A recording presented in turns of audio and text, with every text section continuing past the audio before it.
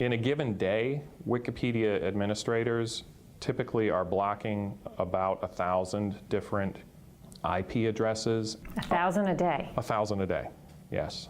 When Coase ran afoul of Wikipedia, he was drawn into an unseen cyber world, one where he says volunteer editors dole out punishment and retaliation, privacy is violated, and special interests control information. Most people don't know what? Wikipedia is often edited by people who have an agenda. To understand how, it helps to start with the Wikipedia most know and love. Co-founded in 2001 by Jimmy Wales and Larry Sanger, Wikipedia boasts 37 million plus articles in 291 languages. Research experts like Mary Frances Forcier count on Wikipedia. I think it's user-friendly. I think it's easy to use. It has a very appealing visual interface. And I do think that having the sources at the bottom of the page is really important. Wikipedia's promise to volunteer editors, anonymity and privacy, to readers, unbiased articles. But there were conflicts in this encycloputopia from the start. Co-founder Sanger quickly broke away. He later told a reporter, "People that I would say are trolls sort of took over. The inmates started running the asylum." Coase says Wikipedia's inmates include some volunteer editors with an axe to grind or serious conflicts of interest. Sometimes editors will have very aggressive attitudes about what they want to appear in a Wikipedia article. They can stop opposing opinions. Exactly, exactly. Even opposing facts. Oftentimes, yes. When volunteer editors disagree, and they often do, it leads to edit wars fought out on Wikipedia's talk and discussion pages. So there's drama on Wikipedia just about every day. You just need to know where to go and look for it. Edit wars fill thousands of pages deep inside Wikipedia with dialogue that ranges from civil to childish and hostile, like this argument that Coase read us. He has violated NPA, which means no personal attacks, by telling someone they are inferior and to accept their station in life. He wrote, "I refuse to be blocked. I am not blocked. You can pretend that you blocked me all you like, but someone who is right can never be blocked. It is impossible." In Wikipedia's world, the ruling authorities are the hundreds of volunteer editors who've reached the most powerful editing status. They're called administrators, known only by their pseudonyms or usernames. They always win the edit wars. The more edits you make, the longer you've been making them, the more power you're going to have. Yes. But what happens when powerful editors improperly control content? You'll have different people with a particular scientific point of view, and they'll edit and modify Wikipedia so that its articles kind of reflect that point of view. Wikipedia has given names to bad behavior. Malicious editing is vandalism. Editing for personal or financial gain is paid or covert editing. Wikipedia discourages both, but they happen all the time. Two trusted Wikipedia officials were exposed running businesses that covertly edited Wikipedia for PR clients. Interests for Sony, the CIA, the Vatican, Barack Obama, and John McCain all reportedly have been caught secretly editing their own Wikipedia pages to their advantage. And anonymous Wikipedia editors maintain a stranglehold on selected topics. Coase demonstrates with the case of Morgellons. The Mayo Clinic calls it an unexplained skin disorder characterized by sores, but the Wikipedia page dismisses Morgellons as a delusional belief. So I'm just going to make a little comment here that Let's see what happens when Coase adds a research footnote that differs with that narrative. They can just go to this link, and you get the abstract of the study right there. In less than an hour, Coase edit disappears. I see that our edit to Morgellons was reverted after about 38 minutes or so. It was reverted by an administrator who is anonymous but for his username. If you know where to look, it's possible to see the many Wikipedia topics the same editor worked hard to control. It seems to me that this is someone who is either involved with the medical profession or the pharmaceutical profession. They probably have an agenda to discredit or to suppress alternative medicines or things of that nature. One study found mistakes in 9 out of 10 Wikipedia medical entries. Millions of dollars can depend on how an idea or product is portrayed within these computer pages. That may be why Wikipedia editors reportedly linked to the pharmaceutical company AstraZeneca got caught posting negative material on competitors' pages and adding promotional material to their own. Coase sees himself as an equalizer. His business helps clients, including supposed victims of unfair edits, navigate Wikipedia's unbridled landscape. Wikipedia banned him for violating the policy against paid editing, and when Coase criticized the policy and continued under a borrowed account, Wikipedia editors targeted him. They went to great lengths to track him using inside information and computer addresses. They researched where Coase grew up and traced his movements all the way to Orlando, Florida, where he was making edits while on vacation. Wikipedia editors that you didn't know at the time were tracking your movements and speculating that you went home for Thanksgiving. That's absolutely correct. He only discovered that he was being tracked because somebody leaked these internal Wikipedia discussions about him. And then somebody chimed in and said, looks like someone went home for Thanksgiving to visit mom and dad. So, you think you're editing with, some degree of privacy, but if they want to, they can really start to investigate. Nashio's job as CEO of Quest became steeped in a secretive world of classified meetings and clandestine government contracts. He's still barred from saying exactly what the projects involved.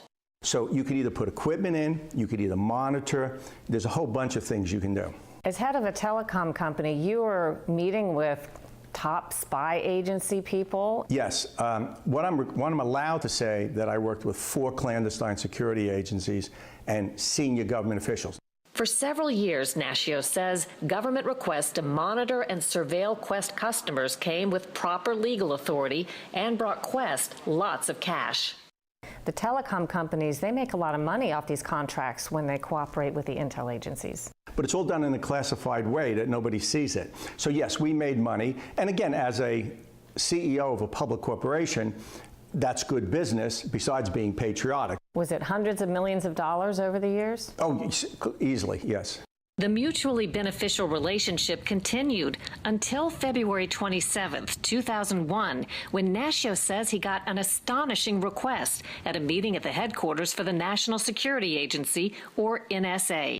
I fly into Washington. My guys meet me, take me to a SCIF that we have that's in Maryland. A SCIF is one of those rooms that are designed to specs that you can't have eavesdropping on. When I grew up, and we used to watch Maxwell Smart on television, it was the cone of silence thing. I go to there, get briefed, and then at the end, which was very surprising, a new request is made of us. By whom? By someone across the table. I was supposed to meet with Admiral Hayden that day. He didn't show up at the last minute, which should have put yellow flashing lights in my... He was head of the NSA at the time. He was head of the NSA. He was the 3-star head of the NSA, who Bush later appoints to be 4 stars and runs the CIA. So when that request came, I was a little bit surprised. It didn't sound right to me. As a matter of fact, it sounded very wrong to me. What was the request? Well, it was a request to do something that, under the law, I didn't believe the foreign intelligence agencies, particularly NSA, were authorized to do unless they had a FISA warrant. A FISA warrant would come from the secretive Foreign Intelligence Surveillance Court and would authorize the NSA to do something that was otherwise illegal for it to do, collect data in the U.S. And you can't say exactly what they asked. No, that remains classified. Something was asked. I asked if they had a FISA warrant. They said it wasn't required. I thought that was pretty strange. If there was no warrant, he says he asked if the White House had given executive authority for the project. They said they wasn't required. This was under President Bush. Yes, this was under President Bush, and this is prior to 9/11. So I said we couldn't do it, and we wouldn't do it. The 9/11 terrorist attacks are often cited as justification for the government's controversial programs to collect information on Americans without court warrants. But the NSA proposition to Quest was nearly 7 months before 9/11, according to Nashio. After that meeting, there were repeated requests over the next several months. And I continued to answer the requests by saying, look, show me legal authority, and we'll be happy to do it. Okay, but I can't do it without legal authority. In other words, I can be sued civilly, but the government can't. How did you begin to understand that you were becoming odd man out? I think it was June 5th of 2001, about 4 months later, and I'm sitting next to Dick Clark, and Dick leans over to me and he says, kind of incidental to the purpose of the meeting. Joe, you know that contract that you thought you guys were getting? And he named it. I said, yeah. He says, well, it's going to someone else. And I was a little bit surprised because we had been working on this a long time. What these women saw coming was the mortgage crisis that would plunge America into a deep recession in 2008. But their story starts 3 years earlier at B&C Mortgage in Sacramento, California. Starting in 2005, Linda Weeks noticed something fishy. She says loan officers from other companies began submitting loan applications to B&C with documents that were obviously doctored. I found 5 in one day from the same company. 5 notices that you thought fraud had been committed? That had falsified documentation in the loans in reference to income, bank statements, and job information. One of the 5 files, they used the same W-2, just changed the information on it. Colleen Colombo says she saw the same thing. Information was whited out and then retyped in and copied. They ended up taking bank statements, and instead of showing the actual deposit, maybe it was 1,000, it was now 11,000, or whatever they needed to do. They didn't know it then, but it was happening nationwide. Loan officers allegedly falsifying documents to qualify people for loans they probably couldn't afford. Banks have conditioned us to trust them. The story was told in The Big Short, a movie released last December. The whole housing market is propped up on these bad loans. They will fail. The housing market is rock solid. It's a time bomb.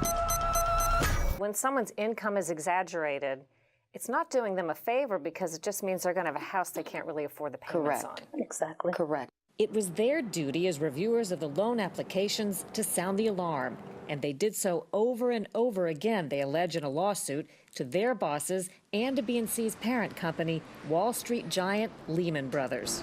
We would bring it to corporate office attention, and they started pushing us away, telling us to quit calling them and bothering them. Sharyl McNeil claims in the lawsuit higher-ups retaliated by steering work to other employees. I was closing like 25, 30 loans a month, and that's really good. When I started finding the fraud in the file and questioning it, the branch manager started retaliating against me. And because I was finding the fraud, then he started taking the files back slowly and giving it to another account manager. Does that affect your income? Are you It affects my income. It affects my production. Management starts looking at me because my numbers are going down. Each time I complained, nothing happened. Then you just get this feeling like it's not right. I remember at one point just actually thinking, why on earth? I just cannot believe they are allowing this to happen. These people are not going to be able to make the payments on these homes. This is not good for the company in the long run. It's not good for the homeowners in the long run. And then it clicked, oh, they don't care. It's greed, it's the bottom line. If they closed 10 million last month, let's do 15 million this month. And if you can't do it, you're out. Too many people in the mortgage industry were getting rich off the questionable loans. The women say the more they resisted what they saw as fraud, the more insistent their superiors became. So you guys were made into the bad guy when you were actually trying to help the company and the people and flag the fraud. Yes, we were the troublemakers. But we thought we were protecting our company by sounding the alarms. We really thought that they would embrace us and be happy and like, oh, thank you. No. With matters coming to a head, the women allege in their complaint B&C brought in a mysterious account manager named Daniel, who began stealing their files at night, they say, and harassing them mercilessly by day. He walked past my office regularly with his hands in his pocket, simulating masturbation. I thought it was all in my mind. We didn't know what Daniel's role was in the office. He just walked around stimulating masturbation. So one day I remember he just came over to my desk and he just scooted up against me, started breathing down my neck and made sexual references to me, like he would like to be with a black woman. He's just a really, really creepy guy.